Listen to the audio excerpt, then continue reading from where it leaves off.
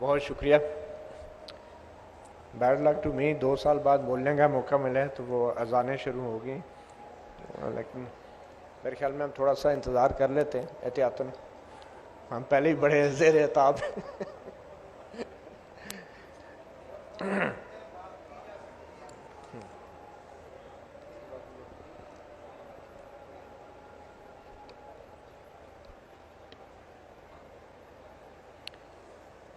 بسم اللہ الرحمن الرحیم. اپنے صحافی دوستوں کی باتیں سنی اور خاص کر حامد میر صاحب کی جو زندگی ہمارے سامنے ہے, سچی بات تو یہ ہے کہ اس کو دیکھ کے احساس ہوتا ہے کہ دنیا میں کتنا غم ہے, میرا غم کتنا کم ہے. اور واقعی میرے جیسے صحافی تو اپنے آپ کو خوش قسمت سمجھتے ہیں کہ ہم لوگ اپنی تمام جس کو کارناموں کے باوجود ابھی تک آپ کے سامنے موجود ہیں, مگر صحیح معنوں میں اگر کسی بھی صحافی کو نئی زندگی ملی ہے تو وہ حامد میر صاحب ہی ہیں, اور اس بات کا احساس شاید ہم لوگوں کو نہیں ہے. ایک بات ثابت ہوتی ہے کہ جس سے اللہ رکھے اسے کون چکھے. تو آج بڑا اہم دن ہے. آج 20 نومبر ہے اور 20 نومبر شاید پاکستان کی تاریخ میں اس لیے بھی یاد رکھا جائے گا کہ آج ایک ادارے کے سربراہ کی تبدیلی ہو رہی ہے, اور شاید کچھ لوگ اس کو یوم جمہوریت بھی قرار دیں گے. اور اگر اسی دوران حکومت تبدیل ہوگی تو نئی حکومت جو ہے وہ ایک اور تمغہ جمہوریت کا بھی اعلان کر سکتی ہے. بڑی ہی ایک عجیب سچویشن ہے. میڈیا کے اوپر تو پابندیاں ہیں ہی,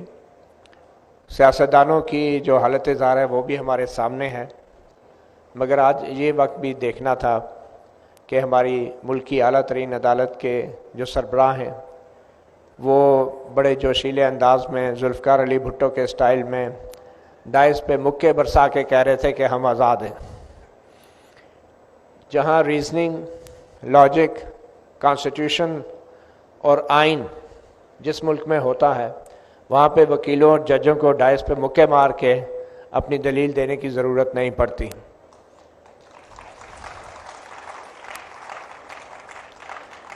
مگر معزز چیف جسٹس گلزار احمد کو میں بڑے قریب سے دیکھ رہا تھا اور مجھے زیادہ فکر یہ ہو رہی تھی کہ کہیں وہ جذبات میں آ کے کچھ اور پرابلم نہ ان کے ساتھ ہو جائے, کیونکہ وہ واقعی بہت غصے میں تھے. اب میڈیا کے اندر بھی کچھ ایسی صورتحال ہے. بہت سے اینکر حضرات اسی طرح اپنے اسٹوڈیوز میں بیٹھ کے ڈائس پہ مکے برسا کے کہہ رہے ہوتے ہیں کہ میڈیا آزاد ہے. تو آج مجھے احساس ہو رہا تھا کہ ہماری عدلیہ بھی اتنی ہی آزاد ہے جتنی ہمارا میڈیا جتنا آزاد ہے. اور حامد میر صاحب نے درست بات کی کہ اگر آپ نے یہ دیکھنا ہے کسی بھی ملک کی میڈیا کتنی آزاد ہے اور پارلیمنٹ کتنی بالادست ہے تو عدلیہ کتنے آزاد ہے, تو آپ دیکھ لیں کہ میڈیا پہ کیا خبریں چل سکتی ہیں اور کیا نہیں چل سکتی. ابھی بھی جو ہم گفتگو کر رہے ہیں مجھے یقین ہے کہ کسی بھی ٹی وی چینل پہ آج کے ہمارے اس سیشن کو بالکل کوئی جگہ نہیں ملے گی. چیف جسٹس صاحب کی تقریر تو پھر بھی دکھا دی گئی ہوگی کیونکہ وہ چیف جسٹس آف پاکستان ہیں, مگر علی احمد کرد صاحب کی تقریر نہیں دکھائی ہوگی کہ جس کے اوپر چیف جسٹس صاحب نے رد عمل دیا. یہ ہماری انٹیگریٹی ہے, یہ ہماری سیلف رسپیکٹ ہے اداروں کی. پاکستان بار کے لیڈران یہاں موجود ہیں, ہیومن رائٹ ایکٹیوسٹ یہاں پہ موجود ہیں, مگر چیف جسٹس کی تقریر بھی صرف اس لیے چلی ہے, اس لیے نہیں کہ وہ کوئی بین الاقوامی ماہر قانون جناب گلزار احمد صاحب خطاب کر رہے تھے, اس لیے کہ وہ چیف جسٹس آف پاکستان ہیں اور کسی بھی وقت سو موٹو لے کر وہ کسی بھی ٹی وی چینل سے پوچھ سکتے ہیں کہ میری تقریر کیوں نہیں چلی.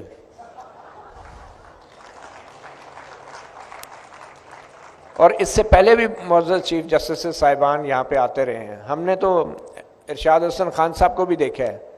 جو لائیو ٹیلی ویژن پہ مائک چھین کر بھی الیکشنز کے نتائج کا اعلان کرتے تھے جب وہ چیف الیکشن کمشنر بن گئے، ہم نے اس کے بعد افتخار محمد چودھری صاحب کو بھی دیکھا ہے کہ جنہوں نے میڈیا ہی کی وجہ سے وہ وکلا کی ایک کامیاب تحریک چلی اور وہ اپنے عہدے پر بحال ہوئے، اور پھر جو کچھ انہوں نے سیاسی اداروں کے ساتھ کیا اور حکومتوں کے ساتھ کیا وہ بھی ایک تاریخ کا حصہ ہے۔ اور آج ہم یہ بھی دیکھ رہے ہیں کہ سپریم کورٹ آف پاکستان میں ایک کیس چل رہا ہے میڈیا کو ہراساں کرنے کے خلاف، اور وہ کیس کچھ ایسے چلا کہ ایک معزز عدالت میں جب کچھ صحافی چلے گئے معزز جسٹس قادر فاضل صاحب کی عدالت میں، میرے تو شاید اس پہ کچھ اپنے ہی تکنیکی تحفظات تھے، تو اس پہ جو احکامات جاری ہوئے تو چیف جسٹس اس وقت جو قائم مقام چیف جسٹس سے معزز جسٹس عمرتا بندیال، انہوں نے وہ بینچ توڑ دیا اور نیا بینچ بنایا اور کہا کہ ہم سنیں گے کہ میڈیا کو کون ہراساں کر رہے ہیں، اور وہ کیس آج تک نہیں سنا گیا۔ عدلیہ بھی آزاد ہے، میڈیا بھی آزاد ہے، معزز ججز کے بچے اغوا ہوتے ہیں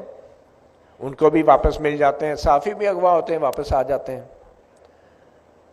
اور معزز ججز کے خلاف جس طریقے سے ریفرنسز دائر کیے جاتے ہیں ان کو ایک عبرت کا نشان بنانے کے لیے، اسی طرح صحافیوں کے خلاف بھی ایف آئی اے کے پرچے اور غداری کے مقدمات درج کیے جاتے ہیں، دونوں آزاد ہیں ماشاءاللہ سے۔ اور انشاءاللہ یہ آزادی جو ہے یہ ایسی آزادی ہے کہ جس کے لیے ہمارے چیف جسٹس آف پاکستان وہ انتہائی جذباتی انداز میں جس کا دفاع کر رہے ہیں۔ میرے خیال میں اس وقت ہمیں سب سے بڑا خطرہ صرف میڈیا کی آزادی کا مسئلہ نہیں ہے، اس وقت سب سے بڑا خطرہ جو ہے وہ ایک نئے بیانیے کی تشکیل ہے جو کہ 5th جنریشن وارفیئر کے نام پر کی جا رہی ہے۔ پچھلے 50 سال کے دوران جنرل ضیاء الحق کے دور کے بعد سے نوجوان نسل کو یہ پڑھایا گیا ہے، بتایا گیا ہے کہ سیاستدان کرپٹ ہوتے ہیں، سیاسی جماعتیں پہ خاندانوں کا قبضہ ہے اور پارلیمنٹ ناکارہ ہے، جمہوریت ناکام ہے، پارلیمانی نظام ناکام ہے، کبھی صدارتی نظام کی بات ہوتی ہے، کبھی اسلامی نظام کی بات ہوتی ہے۔ یہ وہ بیانیہ ہے جس کا ہم سب کو مقابلہ کرنا ہے، اور یہ وہ بیانیہ ہے جس کی وجہ سے نوجوان نسل کو آج کالجز اور یونیورسٹیز میں اس بات کی تحریر، تحقیق اور تقریر کی بھی اجازت نہیں کہ ملک کی تاریخ میں کیا ہوتا رہا ہے۔ قائد اعظم محمد علی جناح کے اوپر پی ایچ ڈی کرنے پہ تو سرکاری طور پہ پابندی ہماری یونیورسٹیوں میں لگائی گئی ہے۔ یہ بہت سے آپ کے دوستوں کو شاید پتہ ہوگا کہ قائد اعظم محمد علی جناح کے اوپر تحقیق کے حوالے پی ایچ ڈی کے لیول کی تحقیق پر سرکاری طور پہ پابندی ہے، اس حوالے سے ایک نوٹیفیکیشن بھی جاری کیا گیا۔ اس کے بعد ہماری جو فوجی تاریخ ہے، جو عسکری تاریخ ہے، اس کے اوپر بھی ہمیں تحقیق کرنے کی اجازت نہیں ہے۔ اور مختصراً میں یہ کہوں گا اسی نئے بیانیے کے حوالے سے کہ 23 مارچ 1940 کو مینار پاکستان پہ قرارداد پاس ہوئی تھی، قرارداد پاکستان، اور 23 مارچ 2019 اور 2020 کو پریڈ گراؤنڈ اسلام آباد میں فوجی ٹینک اور میزائل چلتے ہیں اور وہاں پہ پریڈ ہو رہی ہوتی ہے۔ 9 نومبر کو علامہ اقبال ڈے کے اوپر پورے پاکستان جو ہے بلکہ پوری دنیا شاعر مشرق کو خراج عقیدت پیش کر رہی ہوتی ہے، اور ہمارے ٹی وی چینل پہ کوئی مشاعرہ نہیں، کوئی سیمینار نہیں، کوئی تقریب نہیں، ہمارے ٹیلی ویژن چینل پہ گارڈز کی تبدیلی کی تقریب دکھائی جا رہی ہوتی ہے۔ اور یہ وہ گارڈز ہیں کہ اگر ان سے یہ پوچھ لیا جائے کہ علامہ اقبال کا ایک شعر سنا دیں تو شاید ان کو وہ شعر بھی نہیں آتا ہوگا۔ یہی حال قائد اعظم مزار قائد کے اوپر آپ دیکھ لیں، کئی گھنٹے گارڈز کی تبدیلی کی تقریب ہوتی ہے۔